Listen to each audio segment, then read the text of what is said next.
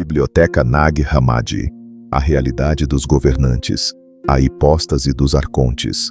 Por causa da realidade das autoridades, inspirado pelo Espírito do Pai da Verdade, o grande mensageiro, referindo-se às autoridades das trevas, nos disse que nossa luta não é contra carne e sangue, mas sim contra as autoridades do universo e os espíritos da maldade.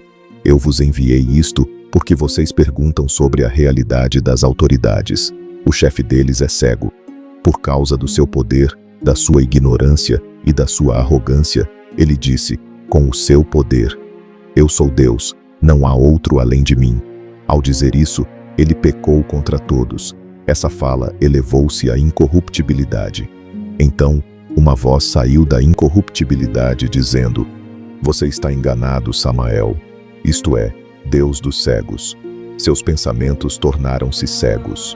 E tendo expulsado seu poder, isto é, a blasfêmia que proferira, ele o perseguiu até o caos e o abismo, sua mãe, por instigação de Piste Sofia. Ela estabeleceu cada um de seus descendentes em conformidade com seu poder, segundo o padrão dos reinos que estão acima, pois partindo do mundo invisível, o mundo visível foi inventado. Quando a incorruptibilidade olhou para a região das águas, sua imagem apareceu nas águas, e as autoridades das trevas se apaixonaram por ela. Mas não puderam se apegar àquela imagem que lhes aparecera nas águas, devido à sua fraqueza, visto que seres que meramente têm alma não podem se apegar àqueles que têm espírito, pois eles eram de baixo, enquanto este era de cima. Esta é a razão pela qual a incorruptibilidade olhou para a região, para que, pela vontade do Pai, ela pudesse trazer todos à união com a luz. Os governantes fizeram planos e disseram: venham, vamos criar um ser humano que será solo da terra. Eles modelaram sua criatura como algo totalmente feito da terra. Os governantes têm corpos tanto femininos quanto masculinos, e rostos que lembram os de animais. Eles pegaram um pouco de terra e modelaram seu homem, de acordo com seu corpo e com a imagem de Deus que lhes havia aparecido nas águas. Disseram: venham, vamos agarrá-lo com a forma que modelamos, para que ele veja seu parceiro masculino, e nós o agarremos com a forma que modelamos, sem compreender o parceiro de Deus por causa da sua impotência. E ele soprou em seu rosto, e o homem adquiriu uma alma e permaneceu na terra por muitos dias, mas não conseguiram fazê-lo levantar-se por causa da sua impotência. Como ventos de tempestade, persistiram em soprar, para tentar capturar aquela imagem que lhes havia aparecido nas águas, e não conheciam a identidade do seu poder. Ora, todos esses eventos aconteceram pela vontade do Pai de todos. Depois, o Espírito viu o homem de alma no chão. O Espírito saiu da terra adamantina, desceu e veio habitar nele. E aquele homem se tornou uma alma vivente. E o Espírito o chamou de Adão, pois ele foi encontrado se movendo no chão. Uma voz surgiu da incorruptibilidade pedindo auxílio a Adão. Os governantes reuniram todos os animais da terra e todas as aves do céu, e os trouxeram a Adão para ver como Adão os chamaria, para que pudesse dar um nome a cada uma das aves e a todos os animais. Os governantes pegaram Adão e o colocaram no jardim para que ele o cultivasse e o guardasse. Deram-lhe uma ordem dizendo: coma de toda a árvore do jardim, mas não coma da árvore do conhecimento do bem e do mal, nem toque nela, porque no dia em que dela comer, certamente morrerá. Disseram-lhe isso, mas não entenderam o que diziam. Pelo contrário, pela vontade do Pai, disseram isso de tal maneira que ele pudesse de fato comer, e que Adão não os considerasse como um homem de natureza exclusivamente material. Os príncipes se aconselharam e disseram: venham, façamos Adão cair em sono profundo. E ele dormiu. Ora, o sono profundo que fizeram cair sobre ele, e ele dormiu, é ignorância. Abriram-lhe o lado, que era como o de uma mulher viva, e construíram-lhe um pouco de carne no lugar dela, e Adão passou a ter apenas alma. A mulher espiritual aproximou-se dele e lhe disse: Levanta-te, Adão. E quando ele a viu, disse: Foste tu que me deste a vida, serás chamada mãe dos viventes. Pois ela é minha mãe. Ela é a médica e a mulher, e ela deu à luz. As autoridades aproximaram-se de Adão. Quando viram sua companheira falando com ele, ficaram muito excitados e apaixonados por ela. Disseram uns aos outros: Venham, vamos semear nela a nossa semente.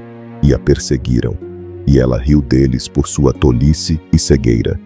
Em suas garras, ela se tornou uma árvore e deixou diante deles seu reflexo sombrio semelhante a si mesma, e eles a profanaram imundamente. E profanaram o selo de sua voz, de modo que, pela forma que haviam modelado, juntamente com sua própria imagem, tornaram-se passíveis de condenação. Então, a presença espiritual feminina veio na forma da serpente, a instrutora, e os ensinou dizendo: O que ele disse a vocês foi: De toda árvore do jardim comereis, mas da árvore que reconhece o mal e o bem, não comais. A mulher carnal disse: Ele não só disse, não comam, mas também não toquem nele, pois no dia em que comerem dele, certamente morrerão. A serpente, a instrutora, disse: Não é que vocês certamente morrerão, pois foi por inveja que ele lhes disse isso. Ao contrário, seus olhos se abrirão, e vocês serão como deuses, reconhecendo o mal e o bem. E o poder feminino de instrução foi retirado da serpente, e ela o deixou para trás, apenas uma coisa da terra. E a mulher carnal tomou da árvore e comeu, e deu ao seu marido, bem como a si mesma, e aqueles seres, que possuíam apenas uma alma, comeram. E sua imperfeição tornou-se evidente em sua falta de conhecimento. Eles reconheceram que estavam desprovidos do espiritual, e pegaram folhas de figueira e as amarraram em volta de si. Então o chefe dos governantes chegou e disse: Adão, onde você está? Pois ele não entendia o que havia acontecido. Adão disse: Ouvi a tua voz e fiquei com medo, porque estava nu e me escondi. O governante disse: Por que você se escondeu? A menos que tenha comido da única árvore da qual eu lhe ordenei que não comesse. Você comeu. Adão disse: A mulher que me deste me deu fruto, e eu comi. E o governante arrogante amaldiçoou a mulher. A mulher disse: A serpente me enganou e eu comi. Eles se voltaram para a serpente e amaldiçoaram seu reflexo sombrio, deixando-a impotente. E eles não compreenderam que era uma forma que eles mesmos haviam modelado. A partir daquele dia, a serpente passou a estar sob a maldição das autoridades. Até que o homem perfeito viesse, essa maldição caiu sobre a serpente. Eles se voltaram para seu Adão e o levaram e o expulsaram do jardim junto com sua esposa, pois eles não tinham bênção, pois também estavam sob a maldição. Além disso, eles lançaram os seres humanos em grande distração e em uma vida de trabalho, para que seus seres humanos pudessem se ocupar com assuntos mundanos e não tivessem a oportunidade de se dedicar ao Espírito Santo. Depois disso, ela deu à luz Caim, seu filho, e Caim cultivou a terra. Então, ele conheceu sua esposa. Engravidando novamente, ela deu à luz a Abel, e Abel era pastor de ovelhas. Caim trouxe da colheita de seu campo, mas Abel trouxe uma oferta dentre seus cordeiros. Deus olhou para as ofertas votivas de Abel, mas não aceitou as ofertas votivas de Caim. E Caim, carnal, perseguiu Abel, seu irmão. Deus disse a Caim: Onde está Abel, teu irmão? Ele respondeu: Sou eu, o guardião do meu irmão. Deus disse a Caim: Escute, a voz do sangue do seu irmão clama a mim. Você pecou com a sua boca, isso se voltará contra você. Quem matar Caim executará 7 vinganças, e você existirá gemendo e tremendo sobre a terra. E Adão conheceu sua companheira Eva, e ela engravidou e deu à luz Sete a Adão. E ela disse: Deus me deu outro homem em lugar de Abel. Eva engravidou novamente e deu à luz Norea. E disse: Ele me gerou uma virgem, para ser auxiliar de muitas gerações. Ela é a virgem que as forças não contaminaram. Então, a humanidade começou a se multiplicar e melhorar. Os governantes se aconselharam entre si e disseram: venham, vamos causar um dilúvio com nossas mãos e destruir toda a carne, desde os homens até os animais. Mas quando o governante das forças soube da decisão deles, disse a Noé: faça para você uma arca de madeira que não apodrece e esconda-se nela, você e seus filhos, os animais e as aves do céu, desde os pequenos até os grandes, e coloque-a no Monte Sir. Então Oréas veio até ele, querendo embarcar na arca. Como ele não permitiu, ela soprou sobre a arca e a consumiu pelo fogo. Ele então construiu a arca pela segunda vez. Os governantes foram ao seu encontro com a intenção de desviá-la do caminho. Seu chefe supremo lhe disse: sua mãe, Eva, veio até nós. Mas Noé voltou-se para eles e disse: vocês são os governantes das trevas, vocês são amaldiçoados, vocês não conheceram minha mãe. Em vez disso, foi a sua própria mulher que vocês conheceram, pois eu não sou descendente de vocês. Pelo contrário, é do mundo de cima que eu vim. O arrogante governante virou-se com toda a sua força, e seu semblante era como um fogo ardente. Ele disse a ela presunçosamente: você deve nos servir, como também fez sua mãe Eva. Mas Noé se voltou com poder e, em alta voz, clamou ao Santo, o Deus de todos: resgata-me dos governantes da injustiça e salva-me de suas garras. Imediatamente, o grande anjo desceu dos céus e lhe disse: por que você clama a Deus? Por que age com tanta ousadia para com o Espírito Santo? Noé disse: quem é você? Os governantes da iniquidade se afastaram dela. Ele disse: eu sou Elelet, sagacidade, o grande anjo que está na presença do Espírito Santo. Fui enviado para falar com você e salvá-la das garras dos iníquos, e eu lhe ensinarei sobre a sua raiz. Agora, quanto àquele anjo, não posso falar do seu poder. Sua aparência é como ouro fino, e suas vestes são como a neve. Não, em verdade, minha boca não pode suportar falar do seu poder e da aparência do seu rosto. Elelet, o grande anjo, falou comigo. Sou eu, disse ele, quem compreende. Sou um dos 4 luminares que estão na presença do grande Espírito invisível. Achas que estes governantes têm algum poder sobre ti? Nenhum deles pode prevalecer contra a raiz da verdade, pois por causa dela ele apareceu nas eras finais, e estas autoridades serão contidas. E estas autoridades não podem contaminar-te nem a esta raça, pois a tua morada é na incorruptibilidade, onde vive o Espírito Virgem, que é superior às autoridades do caos e ao seu universo.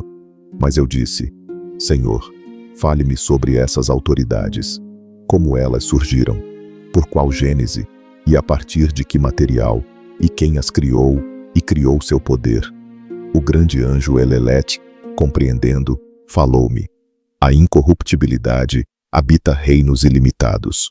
Sofia, chamada Pistes, queria criar algo, sozinha, sem seu parceiro, e o que ela criou era celestial. Existe um véu entre o mundo de cima e os reinos de baixo, e a sombra surgiu sob o véu. Essa sombra se tornou matéria, e essa sombra foi projetada para longe. E o que ela havia criado surgiu na matéria, como um feto abortado. Assumiu uma forma moldada a partir da sombra e se tornou uma besta arrogante semelhante a um leão. Era andrógeno, como já disse, porque derivava da matéria. Abrindo os olhos, ele viu uma vasta quantidade de matéria infinita e se tornou arrogante, dizendo: eu sou Deus, e não há ninguém além de mim. Ao dizer isso, ele pecou contra todos, e uma voz veio de cima, do reino do poder absoluto, dizendo: você está enganado, Samael, isto é, Deus dos cegos. E ele disse: se alguma outra coisa existe diante de mim, que se torne visível para mim. Imediatamente, Sofia apontou o dedo e introduziu a luz na matéria, e a perseguiu até a região do caos. e ela retornou à sua luz. Mais uma vez, a escuridão retornou à matéria. Este governante, sendo andrógeno, criou para si um vasto reino, um recinto sem fim. E ele contemplou a possibilidade de criar descendentes para si mesmo, e criou 7 descendentes, andrógenos como seus pais. E ele disse à sua descendência: Eu sou o Deus de todos. Zoé, a filha de Pistis Sofia, gritou, dizendo-lhe: Você está enganado, Sacla, cujo nome alternativo é Yaldabaoth. Ela soprou em seu rosto, e seu hálito se tornou um anjo de fogo para ela.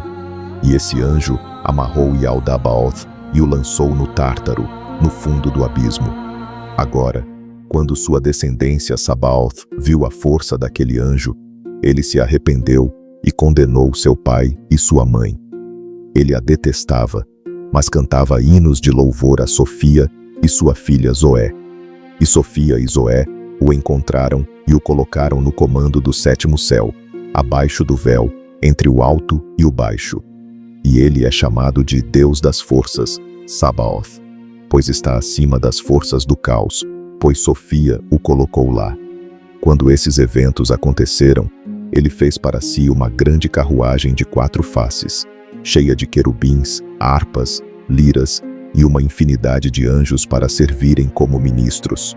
Sofia tomou sua filha Zoé e a fez sentar-se à sua direita para lhe ensinar sobre as coisas que existem no 8º céu, e o anjo da ira ela colocou à sua esquerda. Desde aquele dia, sua direita passou a ser chamada de vida, e a esquerda passou a significar a injustiça do reino de poder absoluto acima. Foi antes do seu tempo que eles surgiram. Então, quando Yaldabaoth o viu naquele grande esplendor e naquela altura, sentiu inveja, e a inveja tornou-se algo andrógeno, e esta foi a origem da inveja. E a inveja gerou a morte, e a morte gerou sua prole, e deu a cada um deles a responsabilidade de seu céu. Todos os céus do caos se encheram de suas multidões. Mas foi pela vontade do Pai de todos que tudo veio à existência, segundo o modelo de todas as coisas acima, para que a soma do caos pudesse ser alcançada. Lá, eu ensinei a vocês sobre o padrão dos governantes e a matéria na qual ele se tornou visível, junto com seus pais e seu universo. Mas eu disse: Senhor, eu também sou da matéria deles? Você e sua prole são do Pai primordial. Suas almas vêm do alto, da luz incorruptível. Portanto, as autoridades não podem se aproximar deles, pois o Espírito da verdade reside neles. E todos os que conheceram este caminho existem imortais em meio aos moribundos. Ainda assim, a prole não se tornará conhecida agora. Em vez disso, depois de 3 gerações, ela se tornará conhecida e os libertará da escravidão do erro das autoridades. Então eu disse: Senhor, quanto tempo mais? Ele me disse: até o momento em que o verdadeiro humano, dentro de uma forma modelada, revele a existência do Espírito da verdade que o Pai enviou. Então, ele os ensinará sobre todas as coisas e os ungirá com a unção da vida eterna, dada a ele desde a geração sem rei. Então, eles estarão livres do pensamento cego e pisotearão a morte, que vem das autoridades, e acenderão a luz ilimitada, a qual pertence esta prole. Então, as autoridades abandonarão suas eras, e seus anjos chorarão por sua destruição, e seus demônios lamentarão sua morte. Então, todos os filhos da luz conhecerão verdadeiramente a verdade, a sua raiz, o Pai de todos e o Espírito Santo. Todos dirão a uma só voz: a verdade do Pai é justa, e o Filho preside a tudo. E de todos, pelos séculos dos séculos, Santo, Santo, Santo. Amém. A realidade dos governantes.